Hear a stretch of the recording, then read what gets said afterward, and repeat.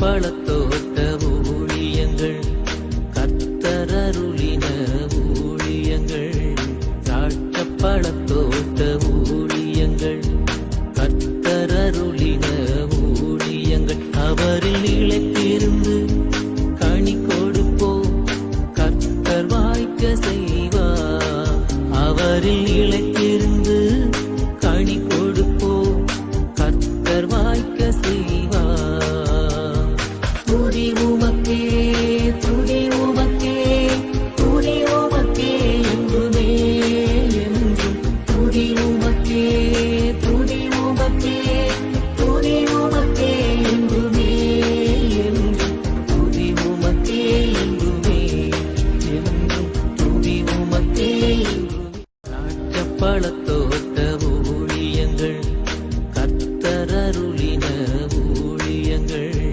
திராட்சைப்பழத்தோட்ட ஊழியங்கள் கத்தரருளின ஊழியங்கள் அவரில் நிலைத்திருந்து கனி கொடுப்போம் கத்தர் வாய்க்க செய்வார் அவரில் நிலைத்திருந்து கனி கொடுப்போம் கத்தர் வாய்க்க செய்வார் துதி உமக்கே துதி உமக்கே துதி உமக்கே என்றுமே என்றும் துதி உமக்கே துதி உமக்கே துதி உமக்கே என்றுமே என்றும் துதி உமக்கே என்றுமே என்றும் துதி உமக்கே என்றுமே.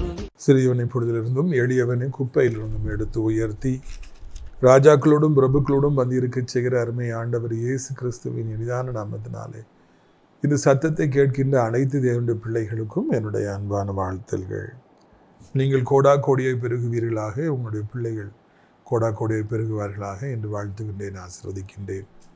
பிரித்துக்குரியவர்களே, இந்த நாளிலே இப்படியாக உங்களை மறுபடியும் சந்திப்பது அதிக சந்தோஷத்தை தருகின்றது. ஆண்டவருடைய கரம் உங்களோடு கூட இருக்கட்டும், உங்கள் பிள்ளைகளோடு கூட இருக்கட்டும், நீங்களுடைய கையின் பிரயாசங்களில் இருக்கட்டும் என்று சொல்லி நான் வாழ்த்துகிறேன். எழுத்துக்குரியவர்களே, நாம் ஆண்டவரோடு இருக்கின்ற பொழுது விசேஷித்தமானவர்கள். we are all super human beings. ஆண்டவரோடு இல்லாவிட்டால் நாம் சீரோக்களாக இருக்கிறோம், ஒன்றுக்கும் உதவாதவர்களாக இருக்கின்றோம். ஆண்டவர் விட்டு போகிற பொழுது வேதனைகள் அதிகரிக்கிறது, ஆண்டவரோடு இருக்கின்ற பொழுது சந்தோஷங்கள் அதிகரிக்கின்றது. எனவே நாம் ஆண்டவரோடு கூட இருப்பதற்காக நம்மை ஒப்பு கொடுப்போம். இந்த நாட்களிலே உங்களுக்கு தெரியும், மாத கடைசி நாம் அதிகமாக ஜெபத்திலேயே நாம் இருப்போம். அந்த மாதம் முடிந்து புதிய மாதத்திற்குள்ளே பிரவேசிக்கிற பொழுது நாம் நிச்சயமாக ஆண்டோட சன்னிதானத்தில் அதிகமாய் காத்திருந்து ஜெபித்து எதிர்பார்த்து ஆசைப்பட்டு பழைய மாதம் வரைக்கும் செய்த பாவங்களை அறிக்கையிட்டு அதன் பிறகு தான் நாம் புதிய மாதத்துக்குள்ளே கடந்து போகணும். அப்போதான் நமக்கு புதிய மாதம் ஆசீர்வாதமாக இருக்கும். கண்களை மூடிக்கொண்டிருந்த உலகத்து மக்கள் புதிய மாதத்திற்குள்ளே பிரவேசிப்பது போல நம்ம பிரவேசிக்க வேண்டாம், அது ஆசீர்வாதமாக இருக்காது. ஆண்டவரோடு நாம் பிரவேசிப்போம், எல்லாவற்றையும் நாம் சுதந்திரிப்போம். இந்த வாரம் நமக்கு சித்தமானால் நாகர்கோவில் ஜனங்களே, நான் உங்களை தேடி வருகிறேன். அந்த வடச்சேரி பஸ் ஸ்டாண்டு WCC காலேஜிலேருந்து மேற்கு பக்கமாக போனீங்கன்னா விஜயதா மண்டபம், அதுக்கு அடுத்தாப்பில் OMC ஹால் இருக்குது. காலை 10 மணிலேருந்து 1 மணி வரைக்கும் நடக்கும். அது மாத்திரமல்ல, கர்த்தருக்கு சித்தமானால் அந்த கூட்டத்தின் இறுதியிலே உங்களுக்காக நான் தனித்தனியாக ஜெபிப்பேன். அனைவருக்கும் சிறப்பான விருந்து வழங்கப்படும் என்பதையும் நான் தெரிவித்துக் கொள்கிறேன். இந்த மாதம் முதல் ஞாயிறாக இருக்கிறபடினாலே காலை 10 மணி முதல் 12 மணி வரைக்கும் ஆசிரியர் தேவனுடைய மாளிகையில் என்னை தனியாக யாரெல்லாம் சந்திக்க விரும்புகிறார்களோ அவர்களை நான் சந்தித்து அவர்களுக்காக ஜெபிப்பது வழக்கம். நீங்கள் விரும்பினால் வரலாம். அடைக்கலான்குரிய முதியோர் இல்லத்தில் அநேக வருடங்களுக்கு பிறகு கட்டுமான பணிகள் நடந்து வருகிறது. கர்த்தருக்கு ஸ்தோத்திரம். அது தடையில்லாமல் நடக்க வேண்டும். கர்த்தர் தான் அதற்கு உதவி செய்ய வேண்டும். அதுக்காக நீங்கள் ஜெபித்து கொள்ளுங்கள். சாதாரணமான காரியம் அல்ல.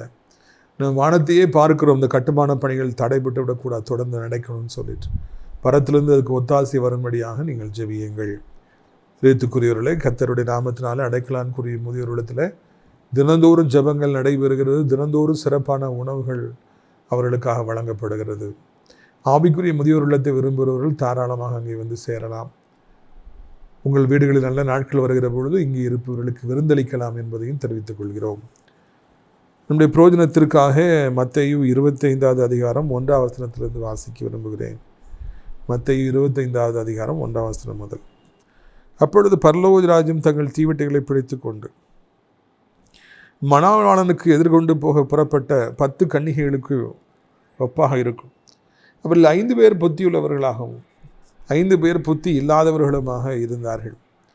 புத்தி இல்லாதவர்கள் தன் தீவெட்டில் எடுத்துக்கொண்டு போனார்கள், எண்ணெயோ கூட கொண்டு போகவில்லை. புத்தியுள்ளவர்கள் தங்கள் தீவெட்டிகளோடு கூட தங்கள் பாத்திரங்களில் எண்ணெயையும் கொண்டு போனார்கள். 10 கன்னிகைகளை குறித்து நாம் பல இடங்களிலே பெரிய ஊழியக்காரெல்லாம் செய்தி கொடுக்க நாம் கேட்டிருக்கிறோம். இன்றைக்கி நாமும் கூட அவர்களை குறித்து சிந்திக்க இருக்கிறோம். 10 வெர்ஜின்ஸ் போகும்போது எவ்வளோ சிரிச்சுட்டு போயிருப்பாங்க, எவ்வளோ ஆடிட்டு போயிருப்பாங்க, சத்தம் போட்டுட்டு போயிருப்பாங்க. அது மணவரனுக்கு பார்க்குறதுக்கு போகிறாங்கன்னா அவங்க எவ்வளோ ஹாப்பியாக இருப்பாங்க. சின்ன பிள்ளைகள், வாலிப பிள்ளைகளாம் எப்படி சிரிப்பாங்க, எப்படி ஆட்டம் போடுவாங்கிறதெல்லாம் காலேஜில் நான் டெய்லி பார்க்குறேன். அவ்வளோ ஹாப்பியாக இருப்பாங்க. வாலிப காலங்கள் என்பது அவ்வளவு இனிதானது. எல்லாரும் மணவாளனை சந்திக்க முடிய போகிறாங்க. அது ரொம்ப ரொம்ப ரெட்டிப்பான, பல மடங்கு அதிகமான சந்தோஷம். ஆனால் அதில் பாதி பேர் புத்தியானவங்களாக இருந்தாங்களா, பாதி பேர் புத்தி இல்லாமல் இருந்தாங்களா. 5 பேர் தீவெட்டியை பிடிச்சிட்டு போகும்போது ஒருவேளை தாமதம் ஆச்சுன்னா பாதி ராத்திரி இந்த தீவெட்டி அணைஞ்சிடக்கூடாது, அதனால் எண்ணெயை பாத்திரத்தில் கொண்டு போகணும்னு 5 பேர் எடுத்துக்கிட்டாங்க. அது கையில் கொண்டு போகிறாங்க. ரொம்ப தூரம் போகணும், எண்ணெய் தூக்கிட்டு போகிறது எக்ஸ்ட்ரா லோடு, பேடன், சிரமம். ஆனாலும் பரவாயில்லை, ஒருவேளை அங்கே எண்ணெய் தேவைப்பட்டுச்சுன்னா பாதி ராத்திரி எங்கே போகணும், அதனால் நம்ம கஷ்டத்தோட கஷ்டமாக அந்த எண்ணெயை தூக்கி சுமந்துட்டு போகணும்னு சொல்லிட்டு பாத்திரத்தில் எண்ணெய் நிறைய எடுத்துகிட்டு போகிறாங்க. ஒன்று, அவர்கள் சிந்தித்தார்கள், அங்கே போன பிறகு ஒருவேளை தாமதமாகிவிட்டால் இந்த எண்ணெய் அவசியம் வேண்டும் என்பதை அவர்கள் சிந்தித்து முதலாவதாக யோசித்து புத்தியோடு கூட அவர்கள் கண்டுபிடித்து அதற்கு எண்ணெய் தேவை, அதை சமாளிக்க வேண்டும் என்ற எண்ணெய் தேவை என்பதை அறிந்து எண்ணெயை பாத்திரத்தில் எடுத்தார்கள். 2வது, அதை ரொம்ப தூரம் தூக்கி கொண்டு போனார்கள். போகிற வழியிலே அது எவ்வளவு சிரமமாக இருந்திருக்கும்.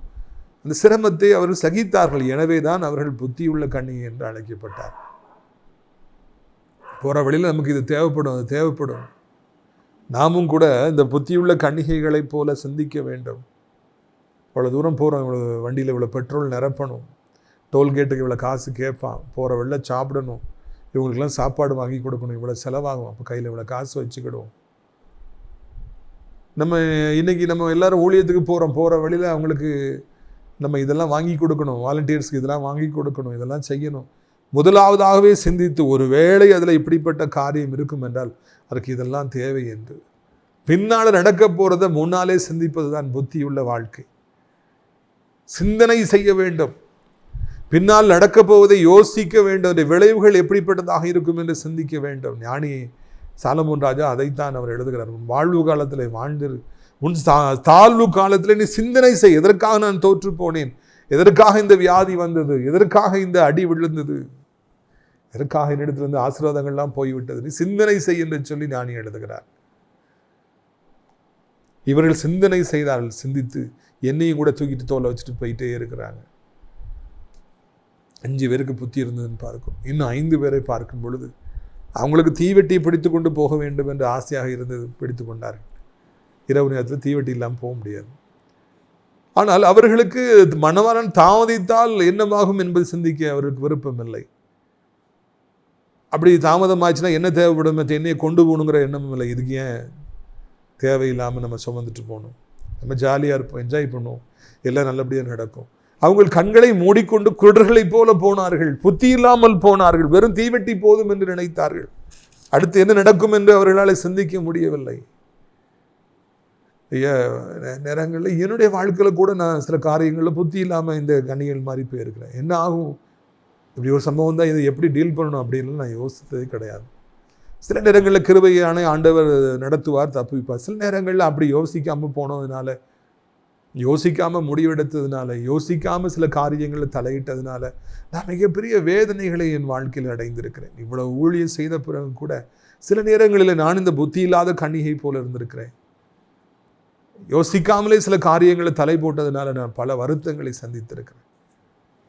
யோசிக்காமல் ஒருத்தட்ட உடன்படிக்கை பண்ணுதல், ஒருத்தட்ட பழகிறது, யோசிக்காமல் ஒருத்தருக்கு வாக்கு கொடுக்கறது, யோசிக்காமல் ஒருத்தர் மேலே நம்புறது, ரகசியங்களை பகிர்ந்து கொள்வது, யோசிக்காம சிந்திக்காம எப்படி ஆகும், இந்த விளைவு என்னவாகுங்கிறத சிந்திக்காம நம்ம செயல்படுவோம் என்றால் அதைவிட ஆபத்து இந்த உலகத்தில் கிடையவே கிடையாது.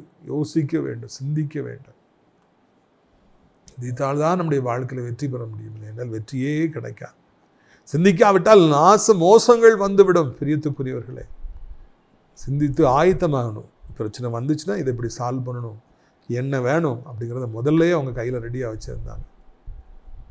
நிறைய ஜனங்கள் இன்றைக்கு அப்படியாக சிந்திக்காதபடிக்கு அவர்கள் முன்னேறி செல்வதை பார்க்கிறோம். அவர்களுக்காக நாம் வருத்தப்படுகிறோம்.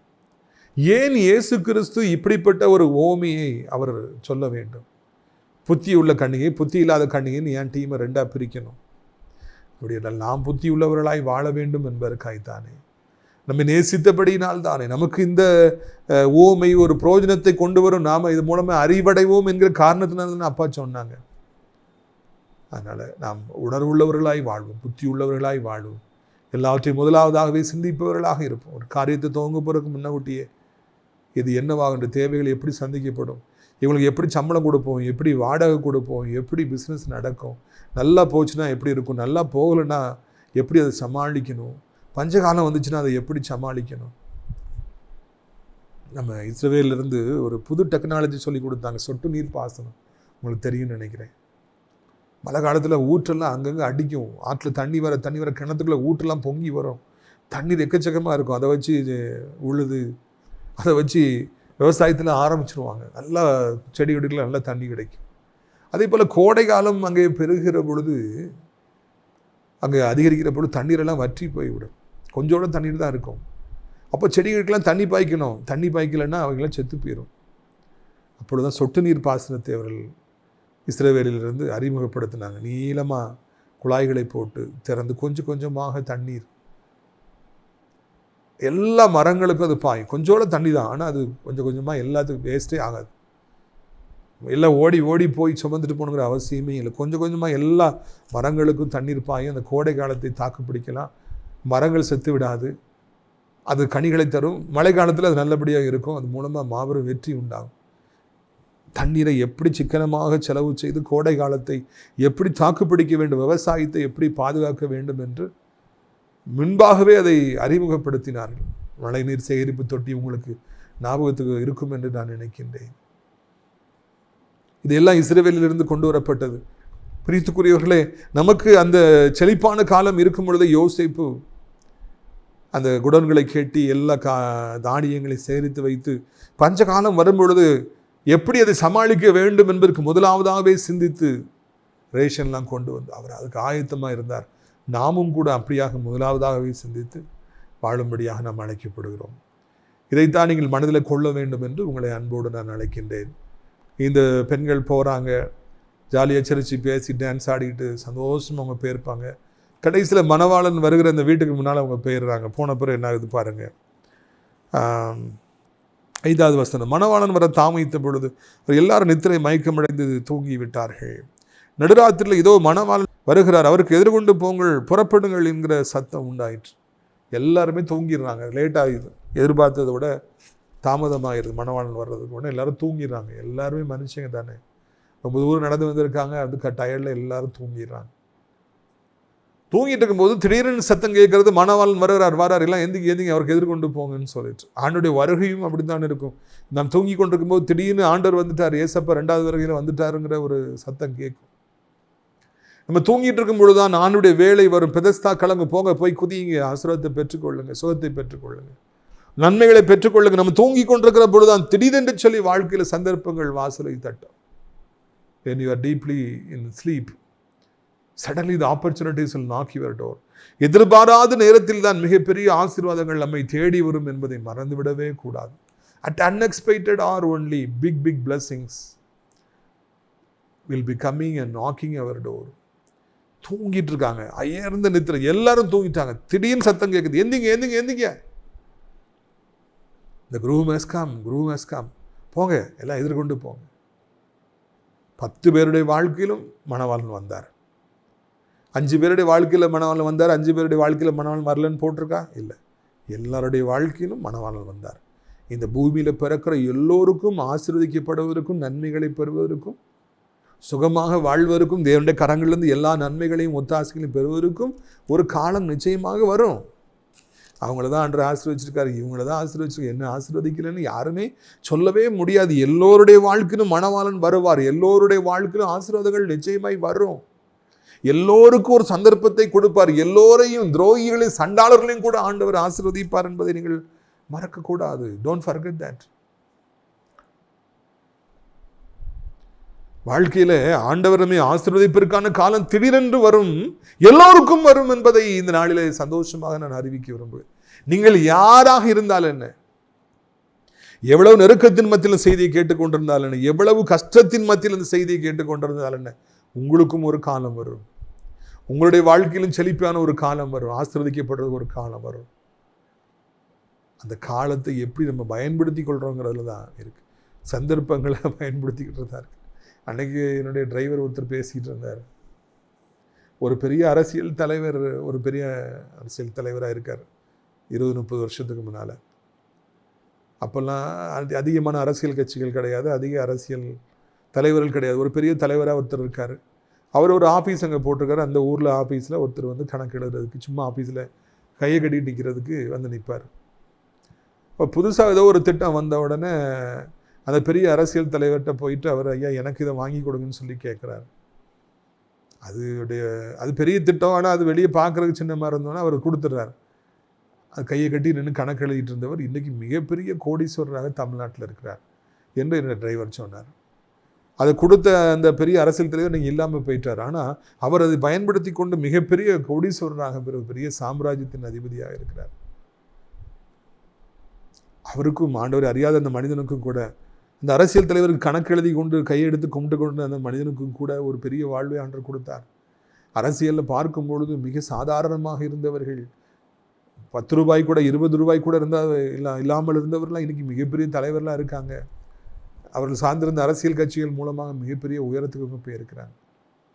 அதாவது எல்லோருக்கும் ஆண்டவர் ஒரு வாய்ப்பை கொடுப்பார், பிழைப்பதற்கு, வாழ்வதற்கு ஒரு வாய்ப்பை கொடுப்பார். அவர் எல்லோருக்கும் மனம் இறங்குவார். ஒரு நாளில் மணவாளன் வந்து விட்டார், உன் வாழ்க்கையில் ஆசீர்வாதம் வந்து விட்டது என்கிற செய்தி நிச்சயமாய் வரும். Surely there will be a news.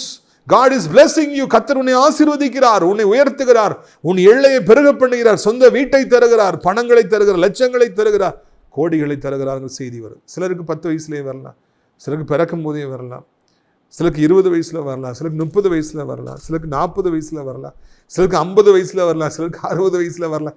என்றைக்காவது ஒரு நாள் மணவாளன் வருவார், என்றைக்காவது ஒரு நாள் ஆண்டவர் ஆசீர்வதிப்பார் என்பதுதான். 10 பேருடைய வாழ்க்கையிலும் ஆண்டவர் வந்தார். இதை வாசித்த பொழுது எனக்கு ரொம்ப சந்தோஷமாக, போங்க அதை சுதந்திரிச்சுக்கிடுங்க, எதிர்கொண்டு போங்கன்னா என்ன, ஆசீர்வாதம் வந்திருக்கிறது எடுத்துக்க. ஆசீர்வாதம் வரும், மணவாளன் வருவார், அதை எடுக்கிறது நம்ம கையில் தான் இருக்குது. சந்தர்ப்பங்கள் தேடி வர, சூழ்நிலைகள் தேடி வர, அதை பயன்படுத்தி கொள்வது நம்ம கையில் தான் இருக்குது. அதை போக விட்டுட்டோம் அப்படின்னா, யார் மூலமாக வருதோ அவங்கள விட்டுட்டோம் அப்படின்னா, அதுக்கு பிறகு எத்தனை அழுதாலும் எவ்வளவு கண்ணீர் வடித்தாலும் ஒரு பிரயோஜனமும் நம்முடைய வாழ்க்கையில் இல்லை என்பதை நாம் மறக்கவே கூடாது. அந்த மணவாளன் வர எதிர்கொண்டு போ, அவ்வளோதான். எழுப்பி விட்டாச்சு, எல்லாரையும் எழுப்பியாச்சு. இதுதானே வந்தீங்க, ஆசீர்வாதங்களை தேடி தானே வந்தீங்க. மணவாளனை எப்படியா பார்க்கணுன்னு வந்து வந்துட்டார், போங்க அவரை பார்த்துக்கிடுங்க, அவ்வளோதான். இந்த சத்தம் வந்த உடனே என்ன நடக்கிறது என்று நீங்கள் பாருங்கள். 7வது வசனத்தை பாருங்கள். அப்பொழுது இந்த கன்னிகைகள் எல்லோரும் எழுந்திருந்து தங்கள் தீவெட்டிகளை ஆயத்தப்படுத்தினார்கள். புத்தி இல்லாதவர்கள் புத்தியுள்ளவர்களை நோக்கி, உங்கள் எண்ணெயில் எங்களுக்கு கொஞ்சம் கொடுங்கள், எங்கள் தீவெட்டிகள் அணைந்து போகிறது என்றார்கள். புத்தியுள்ளவர்கள் பிரதியுத்தரமாக, அப்படி அல்ல, எங்களுக்கும் உங்களுக்கும் போதாதபடி நீங்கள் விற்கிறவர்களிடத்தில் போய் உங்களுக்காக வாங்கி கொள்ளுங்கள் என்றால், அப்படி அவர் வாங்க போன பொழுது மணவாளன் வந்து விட்டார். ஆயத்தமாக இருந்தவர்கள் அவரோடு கூட கல்யாண வீட்டில் பிரவேசிக்கப்பட்டார்கள், கதவும் அடைக்கப்பட்டது. அந்த ஒரு பரிதாபமான ஒரு செய்தி வருகிறது. எந்திக்கிறாங்க, மணவாளனை பார்க்க போனால் எண்ணெயில் தீவெட்டில் எண்ணெய் வேணும், தீவெட்டி அணைஞ்சி போச்சு. உடனே நான் சொன்னேன்ல, அந்த புத்தியுள்ள கன்னிகள் பாத்திரத்தில் கொண்டு வந்தவங்களை எண்ணெய் எடுத்து ஊற்றுறாங்க. டக்க டக்க டக்குன்னு சொல்லி அந்த கீழே இருக்கிறதுல ஊற்றி மறுபடி தீ பற்ற வைக்கிறாங்க. மறுபடி தீ எரியுது. ஒன்று அவங்க முகத்தை பார்த்து, நீங்கள் உள்ளே போங்க, உள்ளே போங்க, உள்ளே போங்க, உள்ளே போங்க, தீவெட்டி வச்சுருக்கீங்க, நீங்கள் உள்ளே போங்க, உள்ளே போங்க, பிரைட்டாக இருக்கீங்க, உள்ளே போங்க, உள்ளே போங்க. 5 பேர் டக்கு டக்கு டக்குன்னு உள்ளே போயிடுறாங்க. அந்தோ வெரி சேட்லி இந்த 5 அதர் வெர்ஜின்ஸ் அவங்களும் உள்ளே போகணும்னு நினைக்கிறாங்க. ஆனால் தீவெட்டியில் எண்ணெய் இல்லை, அது ஆஃப் ஆகி கிடக்குது. மறுபடியும் பற்ற வச்சு பார்க்குறாங்க, எண்ணெய் இல்லை. உடனே அந்த 5 வட்டம் கேட்குறாங்க, எங்களுக்கும் என்ன தாங்க, நாங்களும் உள்ளே வரோம், நாங்களும் ஆசீர்வதிக்கப்படணும், நாங்களும் நன்மையை காணணும், எங்களே உள்ளே விடுங்க அப்படின்னு சொல்கிறாங்க. ஆனால் அவங்க சொல்கிறாங்க, அப்போ உங்களுக்கு கொடுத்தா எங்களுக்கும் இல்லாமல் போயிடும், உங்களுக்கும் இல்லாமல் போயிடும், எங்களுக்கும் இல்லாமல் போயிடும். அது மாதிரி யாருமே உள்ளே போக முடியாது. நாங்கள் கொண்டு வந்தோம், நாங்கள் உள்ளே போகிறோம், நீங்கள் புதுசாக போய் அங்கே போய் வாங்குங்க. விற்கிறவங்க இருப்பாங்க. பாதி ராத்திரி யார் விற்றுக்கிட்டு இருப்பா? பாதி ராத்திரி எந்த கடையை போய் தட்டுங்க, வாங்கிட்டு வாங்க, நாங்கள் உள்ளே போகிறோம். நம்ம போயிடுறாங்க. அவங்களும் உள்ளே போனோடனே அந்த கதவு அடைக்கப்பட்டு விட்டது. ஆசீர்வாதத்தின் கதவு அடைக்கப்படுற காலம் அது பயங்கரமான ஒரு காலம். ஆசீர்வாதத்தின் கதவுகள் திறக்கப்பட்டது. வாங்க உள்ள வாங்கன்னு சொல்லி கூப்பிடுறாங்க. 5 பேர் டகால் தீவெட்டி பிடிச்சிட்டு உள்ள போயிடுறாங்க. உள்ள போறாங்க. இவங்க எங்கள்கிட்ட இல்ல, தீவெட்டி இல்ல, போய் வாங்கிட்டு வாங்க, போய் வாங்க போறாங்க. அதுக்குள்ள கதவு அடைக்கப்பட்டு விட்டது. கதவு அடைக்கப்படும் பொழுது அவ்வளவு சந்தோஷம், அவ்வளவு மகிழ்ச்சி. ஆசீர்வதிக்கப்படுகிற பொழுது அவ்வளவு சந்தோஷம், அவ்வளவு மகிழ்ச்சி. நினையாத நாளிகையிலே நான் நினைக்கிற காரியங்கள் எல்லாம், நான் பல வருடமாய் ஆசைப்பட்டு கொண்டிருந்தவைகள், கனவு கொண்டிருந்தவைகள், நாம் ஏங்கி தவித்தவைகள் எல்லாவற்றையும் ஆண்டவர் கொடுக்கும்படியா கதவை திறப்பாரு. உள்ள போயிட்டோம் அப்படின்னா எல்லாவற்றையும் சுதந்திரித்துக் கொள்ளலாம். அந்த காலம் முடிந்து விட்டது. சரியான ஆயத்தம் இல்லை அப்படின்னா, ஆண்டவர் பிரியமா நடக்கலைன்னா அந்த கதவு அடைக்கப்பட்டு விடும். இங்கே இந்த 5 பேருக்கும் கதவு அடைக்கப்பட்டது. அவர்கள் அங்கே போகிறாங்க, இங்கே போகிறாங்க, எங்கேயோ ஓடி எப்படியோ பாயிராது தட்டி எழுப்பி எண்ணெய் வைக்கிறவங்ககிட்ட போயிட்டு காசை கொடுத்து கெஞ்சி கூத்தாடி காலில் விழுந்து அழுது, ஐயோ கதவு பூடப்பட போகிறதே, ரொம்ப தூரத்துலேருந்து நாங்கள் வந்திருக்கிறோமே, ஐயா எப்படியாவது இந்த காசை வச்சுக்கிடுங்க, எண்ணெயை தாருங்க, கதவை திறங்க, கடையை திறந்து எண்ணெய் எடுத்து கொடுங்கன்னு கெஞ்சி கூத்தாடி இறுதியில் எப்படியோ எண்ணெயை வாங்கி கொண்டு உள்ளே வராங்க. ஆனால் அதற்குள்ளாக அந்த கதவு அடைக்கப்பட்டு விட்டது என்ற செய்தியை பார்க்கிறோம். அவங்களால உள்ளே போக முடியாமல் போயிற்று. இந்த உலகத்தில் கதவு அடைக்கப்படுகிறது. அநேகருக்கு கதவு அடைக்கப்படுகிறது. கதவு அடைக்கப்பட்ட பொழுது அவர்களுக்கு உள்ளே போக விருப்பமில்லை, அவர்களுக்கு அதை சுதந்திரிக்க விருப்பமில்லை. அவர்கள் வேறு காரியங்களின் பக்கமாய் போனார்கள். சரியாக ஆயத்தப்படவில்லை, ஆண்டவரை நேசிக்கவில்லை, அவர்கள் தூங்கிக் கொண்டிருந்தார்கள். இப்பொழுது உள்ளே வந்து எப்படியாவது பிரவேசித்து விட வேண்டும் என்று ஆசைப்படுறாங்க. எங்களுக்கு ஒரு வாழ்வு வேண்டும் நினைக்கிறாங்க. ஆனால் அதற்குள்ளாக காலம் முடிந்து விடுகிறது, கதவு அடைக்கப்பட்டு விடுகிறது. காலத்தின் அருமையை அறிந்து வாழ வேண்டும். காலத்தின் அருமையை அறிந்து வாழாவிட்டால் அங்கே மிகப்பெரிய வேதனை மிஞ்சும். கதவு அடைக்கப்பட்டு விடும். The door is being shut. உங்களுக்கு இனி இடம் கிடையாது. ஆனால் 5 பேர்கள் ஏற்கனவே உள்ளே போய்விட்டார்களே, அவர்களுக்கு எவ்வளவு சந்தோஷமாக இருக்கும். அவர்களுக்கு கதவு திறக்கப்பட்ட பொழுது உள்ளே போயிட்டாங்க, எல்லாம் சுதந்திரிச்சுக்கிட்டாங்க, மணவாளனை பார்த்துட்டாங்க. இந்த 5 பேர்களுக்கு பாதிராத்திரி துக்கமாய் மாறிவிடுகிறது. அவர்களுக்கு கதவு அடைக்கப்பட்டது என்று நாம் காண்கிறோம். இந்த உலகத்தில் ஒரு பொழுதும் நமக்கு அந்த நிலைமை வந்துவிடக்கூடாது, கதவு அடைக்கப்பட்டு விடக்கூடாது. என் தகப்பனார் வாழ்க்கையில் மிகவும் ஆசீர்வதிக்கப்பட்டிருந்த காலங்களெல்லாம் நினைத்து பார்க்கிறேன். எவ்வளவு செழிப்பாக என் தகப்பனார் இருந்தார், எவ்வளவு ராஜாவை போல அவர்கள் இருந்தார்கள். கடைசியிலே கதவு அடைக்கப்பட்டது. தகப்பனார் வெளியே சிக்கி கொண்டார்கள், எங்கெல்லாமோ அலைஞ்சு திரிஞ்சாங்க. அப்பா மறுபடி பிஸ்னஸை ரிவைவ் பண்ணுறதுக்காக, மறுபடி பணங்களை சம்பாதிக்கிறதுக்காக எங்கெல்லாமோ ஓடினாங்க, யாரெல்லாமோ பார்த்தாங்க, பெஸ்ட்டாக எஃபர்ட் போட்டாங்க. மேட்டுப்பாளையத்தில் போய் தங்கி கிடந்தாங்க. காய்கறி பிஸ்னஸ் பண்ணால் பணக்காரன் ஆகிடலான்னு யாரோ சொல்லி கொடுத்து அங்கே போய் கிடந்தாங்க. மரங்களை வாங்கி வெட்டி பார்த்தாங்க, என்னெல்லாமோ பண்ணி பார்த்தாங்க. ரியல் எஸ்டேட் பிஸ்னஸை பண்ணலாமான்னு யோசித்தாங்க. எல்லாத்துலையும் நல்ல நல்ல பிஸ்னஸ் தாங்கிறது சந்தேகம் இல்லை. ஆனால் கதவு அடைக்கப்பட்டபடியினாலே எல்லா லட்சங்களும் போயிற்று, எல்லா கோடிகளும் போயிற்று. இருந்த கொஞ்சம் கொஞ்சம் பணம் எல்லாம் வீணாக போயிற்று. அப்படி வாழ்க்கையில் கடைசி வரைக்கும் ஆசீர்வாதங்களை தகப்பனாலே சுதந்திரிக்கவே முடியவில்லை. இறுதியிலே சுதந்திரிக்க முடியாத ஒரு பரிதாபமான முடிவை என் தகப்பனார் சந்தித்தார்கள். நான் அடிக்கடி அதை சிந்தித்து பார்ப்பேன். எங்கள் அப்பா எவ்வளவு முயற்சி எடுத்தாங்க, எவ்வளோ ஓடினாங்க, எவ்வளோ ஆசைப்பட்டாங்க, எவ்வளவு அவங்க பெஸ்ட்டாக பேச்சு திறமெல்லாம் அப்பாவுக்கு நிறைய உண்டு. என்னெல்லாமோ பண்ணி ஒன்றும் நடக்கலை. ஏனென்றால் அங்கே பாதை அடைக்கப்பட்டு விட்டது. நான் திறக்கிற வாசலை ஒருவரும் பூட்டுவதில்லை, நான் பூட்டுகிற வாசலை ஒருவரும் திறப்பதில்லை. The door I shut, nobody can open. The door I open, nobody can shut. நம்மளை ஆண்டவர் ஆசீர்வதிக்கணும்னா யாரும் தடுக்கவே முடியாதுங்க. இதை நான் முதல்ல சொன்னேன். எல்லோருக்கும் ஒரு வாய்ப்பு உண்டுங்கிறதை நான் முதல்ல சொன்னேன். இந்த பூமியில பிறக்கிற எல்லோரையும் ஒரு சமயத்துல ஆண்டவர் ஆசீர்வதித்தே தீர்வார். எல்லாத்தையும் கொடுத்தான் தீர்வார். அவங்க தகுதியேற்றவங்களாலும் கொடுக்கறதுக்கு அவர் ரெடியா இருப்பார். கதவு திறந்தா இருக்கும். அதுக்குள்ள போயிட்டாங்கன்னா பிழைச்சுக்குவாங்க. இல்ல இந்த சான்ஸை விட்டுட்டாங்கன்னா, கதவை ஆண்டவர் பூட்டிட்டாருன்னு அதுக்கு பிறகு அவங்க எவ்வளவு ஓடி பார்த்தாலும், தலையிலாய் தொங்கினாலும், பல குட்டி கரணங்களை அடித்து பார்த்தாலும், ஐயோ ஐயோ என்று கதறினாலும், எத்தனை 1000 போய் பார்த்தாலும், 1000 கரங்களை பிடித்து கெஞ்சினாலும், அங்கே என்ன நடக்கிறது பாருங்கள். அப்போ அவர் சொல்றாரு, பின்பு மற்ற 11 மற்ற கன்னிகள் வந்து, ஆண்டவரே ஆண்டவரே எங்களுக்கும் திறக்க வேண்டும் என்றார்கள். அவர் உங்களை அறியேன் என்று மெய்யாகவே உங்களுக்கு சொல்லுகிறேன், எங்களுக்கு திறங்கப்பா, எங்களையும் வாழ வைங்கன்னு அவங்க கெஞ்சிறாங்க. எங்கள் அப்பா கெஞ்சிற மாதிரி. உங்களை அறியேன்னு அப்படி அவர்கிட்ட சொல்லிடுறாரு. I don't know you. எதுக்கு நான் உன் கதவை திறக்கணும்? நான் அவனுக்கு கதவை திறந்திருந்தேன், அப்போ நீ வரல, இப்போ வந்திருக்கு. ஐ டோன்ட் நோ யூ, எனக்கு ஒன்றும் தெரியாது, நீ போ, கதவை திறக்க மாட்டேன்னு சொல்கிறாரு. மிக சோகமான முடிவு அந்த 5 பேருக்கும் ஏற்பட்டது என்று காண்கிறோம். நம்முடைய வாழ்க்கையில் கதவு திறக்கும் பொழுது நம்ம அலட்சியமாக இருந்து விட்டு, நம்ம வீண் ஜம்பங்களை பேசிட்டு, அங்கே போயிட்டு இங்கே போயிட்டு ஆண்டரை அலட்சியப்படுத்திட்டு, அதுக்கு பிறகு கதவு மூடப்பட்ட பிறகு எவ்வளவோ போராடி பார்த்தாலும், எவ்வளவோ கண்ணீர் வடித்தாலும், எவ்வளவோ ரத்த சிந்தி பார்த்தாலும் ஒன்றுமே நடக்காது. ஐ டோன்ட் நோ யூ ஆண்டர் சொல்லிடுவார். கதவு அடைக்கப்பட்ட பிறகு எவ்வளவு போராடியும் பிரயோஜனம் இல்லை. நாம் அந்த நிலைமையில வந்துடக்கூடாது. அதான் எத்தனை பேர் கண்ணால் பார்த்துட்டோம். அவங்கெல்லாம் அப்படி கதவு அடைக்கப்பட்ட பிறகு எவ்வளோ வேதனை அடைஞ்சாங்கிறதெல்லாம் பார்க்குறோம். நமக்கு அப்படி ஒரு நிலைமை வந்துடக்கூடாதுங்கிறது தான் எச்சரிப்பின் செய்தியை ஆண்டவர் கொடுக்குறாரு. கிருபையின் கதவுகள் திறந்திருக்கும், நிச்சயமாய் திறந்திருக்கும்.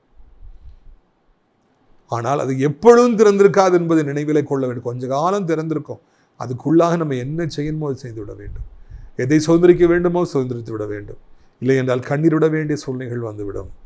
பிரித்துக்குரியவர்கள், இன்றைக்கும் கிருபையின் கதவு திறந்துதான் இருக்கிறது என்று நான் உறுதியாக சொல்ல விரும்புகிறேன். அதனால தான் ஆண்டவர் இன்னைக்கு உங்கள்கிட்ட பேசிட்டு இருக்கார். இப்பவுமே எல்லாத்தையும் எடுத்துக்கிடுங்க, ஆயத்தமாக இருங்க, ஜெபம் பண்ணுங்க, கத்திட்ட மண்மனம் பொருந்துங்க, கேளுங்க, எல்லாம் உங்களுக்கு கொடுப்பார். வீடு வேணுமா, பிஸ்னஸ் வேணுமா, கோடிகள் வேணுமா, மாளிகைகள் வேணுமா, வாகனங்கள் வேணுமா, எது வேணும், பிள்ளை செல்வங்கள் வேண்டுமா, இல்லைன்னா பிள்ளைகளுக்கு வாழ்க்கையில் நன்மைகள் வேணுமா, எதுனாலும் கேளு. கதவு திறந்து தான் இருக்கு, மூடப்படலை. மூடுவதுக்குள்ள எல்லாத்தையும் பெற்றுக்கொள்ளுங்கள். உங்களுக்கு நான் ஜெபிக்கட்டுமா? கண்களை மூடுவீர்களா? அப்பா பிதாவே, இந்த அருமையான நாளுக்காக நன்றி செலுத்துகிறோம், சோத்திரம் செலுத்துகிறோம். இந்த நாளிலும் கூட ஆண்டவரே தோத்திரம் ஐயா, நீங்கள் எங்களுக்கு அருமையான வார்த்தைகளை சொன்னீங்க, அதற்காக உங்களுக்கு சோதரம். கிருபையின் கதவுகள் திறந்தே இருக்கிறது. எல்லோருக்கும் ஒரு வாய்ப்பு கொடுக்கிறேன் என்பதை எங்களுக்கு மிகவும் எங்களை தொடுகிறது. ஆண்டவரே, இந்த வார்த்தைகளின்படியே நாங்கள் வாழ, உங்களுடைய கரங்களது நன்மைகளை பெற்றுக்கொள்ள, ஆண்டவரே கிருபையின் கதவுகள் மூடாதிருக்கிற பொழுது நாங்கள் உள்ளே பிரவேசிக்க, எல்லா நன்மைகளையும் சுதந்திரித்துக் கொள்ள கத்தாவே நீங்கள் உதவி செய்யுங்க. இந்த அருமையான நாளிலும் கூட கத்தாவே அப்பா, நீங்கள் எப்படியாவது கத்தாவே மனம் இறங்கி ஆண்டவரே எங்களுடைய வாழ்க்கையில் எல்லா நன்மைகளையும் தந்து எங்களை வாழ வைக்க வேண்டும் என்று கெஞ்சுகிறோம். கிருபையின் கதவுகள் மூடப்படுவதற்கு முன்பதாகவே ஆண்டவரே நாங்கள் தகப்பனே சோத்திரம் ஐயா எல்லாவற்றையும் பெற்றுக்கொள்ள எங்களுக்கு நீங்கள் உதவி செய்யுங்க. இறைவா, இந்த நாளிலும் கூட எல்லா வேதனைகளும் நீங்கட்டும், எல்லா கண்ணீரும் நீங்கட்டும், முக்கியமாக எல்லா வியாதிகளும் எங்களை விட்டு நீங்கி போகும்படியாய் உதவி செய்யுங்க தகப்பனே. ஆண்டவரை தோத்திரம் ஐயா, எல்லா கடன் பாரங்களும், எல்லா கவலைகளும், எல்லா அவமானங்களும் எங்களை விட்டு நீங்கி போக உதவி செய்யுங்க. ஆண்டவரை, திருமணமாகவில்லை, குழந்தை இல்லை, வயதாகி விட்டது, என்ன செய்யணும்னு சொல்லி தெரியலையே என தவிக்கிற பிள்ளைகளுக்கெல்லாம் உதவி செய்யுங்க. அப்பா, இருளிலிருந்து உடைய பிள்ளைகளை வெளியே கொண்டு வாருங்க. பல வருடமாய் காத்திருக்கிற பிள்ளைகளுக்கு நல்ல காரியங்களை செய்யுங்க. பிள்ளைகள் நிமித்தமாய் கண்ணீரோடு இருக்கிற பெற்றோருக்கு எப்படியாவது உதவி செய்யுங்க. திருமண வாழ்க்கையில் புயல் வீசுகிறத என்ன பண்ணுவேன்னு சொல்கிற பிள்ளைகளுக்கெல்லாம் உதவி செய்யுங்க. ஆண்டவர், இந்த நாளில் எப்படியாவது ஒரு அற்புதம் நடக்கட்டும், ஒரு அதிசயம் நடக்கட்டும் என்று கெஞ்சுகிறோம். ஆண்டவரே தோத்திரம் ஐயா, வயதானவர் கீழே விழுந்து விடாதபடி காத்துக்கொள்ளுங்க. உலகம் இருக்கிற அத்தனை நாடுகளையும், இந்திய தாய் திருநாட்டையும், அனைத்து மக்களையும் ஆசீர்வதிங்க. ஆண்டவரே, அப்படியே தகப்பனே சோத்திரம் ஐயா, அனைத்து தேவனுடைய பிள்ளைகள், அனைத்து ஊழியங்களையும் ஆசீர்வதிங்க, அனைத்து ஊழியக்காரர்களையும் ஆசீர்வதிங்க. நாசிரியர் திராட்சைப்பழ தோட்ட ஊழியர்கள் நேசிக்கிற, நாள்தோறும் நம்ம நிகழ்ச்சிகளை பார்க்கிற, அறிமுகப்படுத்துகிற அத்தனை மக்களுக்கும் உதவி செய்யுங்க. இறைவா, இந்த அருமையான நாளிலும் கூட தகப்பனே இயேசப்பாமே சோத்திரிக்கிறோம் ஐயா, துதிக்கிறோம். அடைக்கலான்குரிய முதியோரிடத்தில் நடக்கிற கட்டுமான பணிகளை எப்படியாவது ஆசீர்வதித்து தாரும், தேவைகளை சந்தியும், கொடுக்குற கரங்களை எழுப்பி தாரும். ஆண்டவர், அங்கே தங்குகிற ஜனங்களை ஆசீர்வதி, இன்னும் அதிகமான ஜனங்களை வந்து தங்க உதவி செய்யுங்க. மகிமைப்படுங்க. ரட்சகருக்கே மகிமை செலுத்துகிறோம். இயேசு கிறிஸ்துவின் மூலமே ஜெபிக்கிறோம் நல்ல பிதாவே, ஆமென். என் ஆத்துமாவை கர்த்தரை சோத்திரி, என் முழுவதுமே அவருடைய பரிசுத்த நாமத்தை சோத்திரி. என் ஆத்துமாவை கர்த்தரை சோத்திரி, அவர் செய்த சகல உபகாரங்களையும் ஒருபொழுதும் மறவாதே. ஆமென். கர்த்தராகிய இயேசு கிறிஸ்துடைய கிருபையும் பிதாவாகிய தேவனுடைய அன்பும் கிறிஸ்துவுடைய அந்யோன்யைக்கில்லாத பிரசன்னமும் உங்கள் அனைவருடைய இன்றைக்கு சதா காலங்களிலும் நிலைத்திருப்பதாக. அல்லேலூயா, அல்லேலூயா. God bless you.